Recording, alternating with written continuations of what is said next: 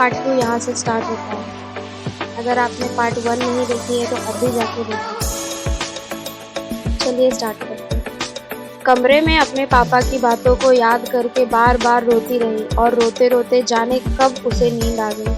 रात में माँ खाने के लिए जगाने भी आई पर उसने खाना खाने से मना कर दिया। माँ ने जब सच्चाई बताई तो चौधरी जी को अपने किए पर पछतावा हुआ। अगली सुबह श्रेया देर से उठी और उस दिन भी उसने न तो खाना खाया और न ही किसी से बात की। सबने बहुत मनाया और माफ़ी मांगी पर पता नहीं इस बार जख्म कुछ गहरे थे। वो बार बार पापा की बातों को याद करके रो रही थी। मम्मी पापा ने सोचा कि धीरे धीरे सब ठीक हो जाएगा। अभी गुस्सा है लेकिन ऐसा नहीं हुआ। कहते हैं ना कि जीभ में लगे जख्म जल्दी ठीक हो जाते हैं, लेकिन जीभ से लगे जख्मों को भरने में बहुत समय लगता है। कुछ यूं ही श्रेया के साथ भी हुआ।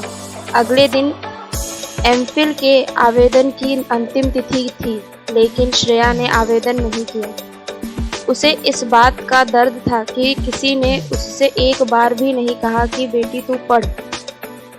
अब श्रेया खाना तो खाने लगी थी पर उसका स्वभाव बहुत बदल गया था। अगली सुबह सुमित दिल्ली जाने के लिए तैयार हो गया और उसने आशीर्वाद देते हुए पापा इतने खुश थे जैसे वह पीसीएस बनने नहीं बनकर जा रहा हो। बस श्रेया ने भी फैसला कर लिया कि अगर पीसीएस इतनी अच्छी चीज़ है तो उसका खोया हुआ आत्मसम्मान वापस दिला सकती है, तो वह पीसीएस बनकर दिखाएगी। पर कैसे, इसके बारे में उसे कुछ नहीं पता था, पर भरोसा था उसे अपनी जिद पर। उसने इंटरनेट में खोजना शुरू किया।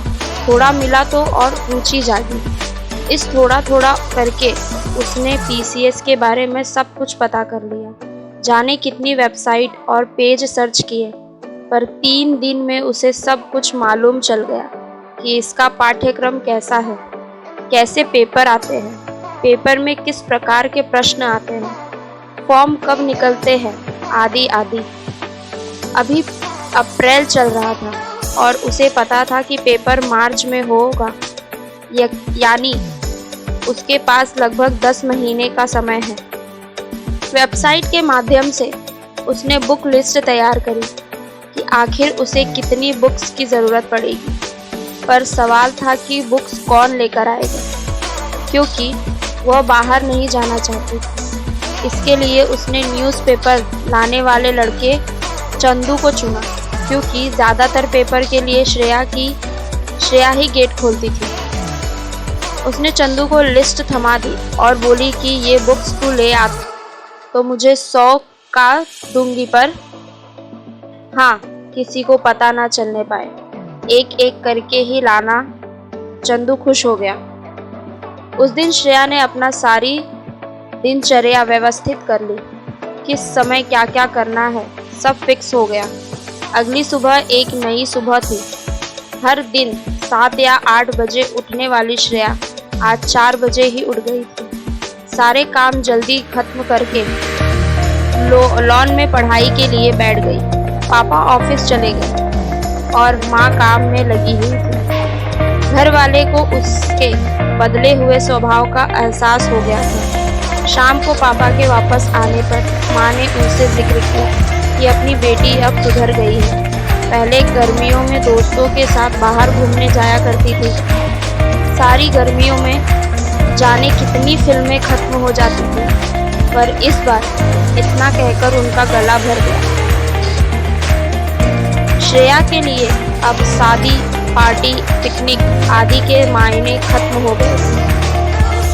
उसकी दुनिया उसके अपने कमरे तक थी और उसकी दोस्त उसकी अपनी किताबें।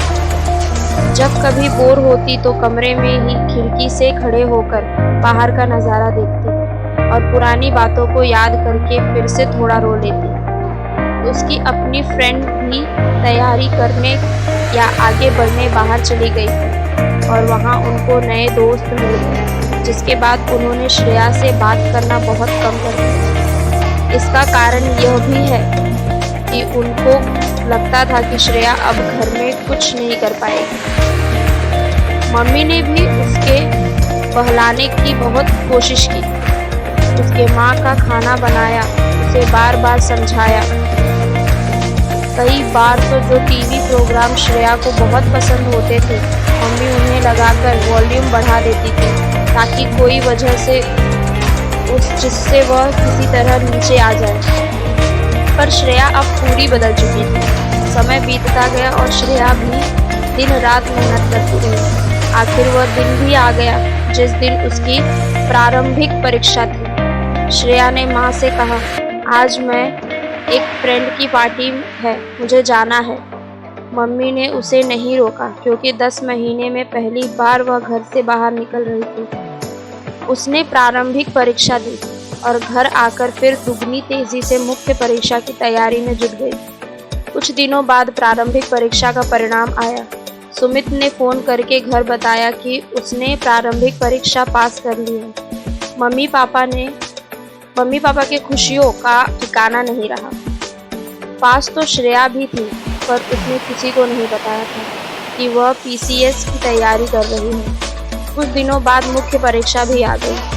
फिर श्रेया ने कुछ बहाने बनाकर मुख्य परीक्षा दी और फिर से तैयारी में जुट गई। मुख्य परीक्षा हुई पर सुमित पास नहीं हुआ था। उसे अपनी खुशी से ज़्यादा अपने भाई का दुख था। श्रेया ने इंटरव्यू की तैयारी की और उसका इंटरव्यू भी अच्छा गया। अब वह अंतिम परिणाम की प्रतीक्षा करने लगी और वह दिन भी आ गया जिस दिन उसका अंतिम परिणाम आना था। श्रेया ने जल्दी ही सारे काम खत्म किए और लैपटॉप खोलकर बैठ गई, पर रिजल्ट में अभी भी कमिंग सून ही शो कर रहा था। वह निराश हो गई और एक उपन्यास पढ़ने लगी। पढ़ने में इतना तल्लीन हो गई कि समय का पता नहीं चला। और तभी दिव्या दीदी का फोन आया, श्रेया तूने अपना रिजल्ट देखा? मैं तो सेलेक्ट हो गई हूँ। श्रेया बोली, दीदी मैं देख कर बताती हूँ। श्रेया को बहुत डर लग रहा था, धड़कनें बढ़ गई थी। उसने वेबसाइट खोली और लिस्ट चेक करने लगी।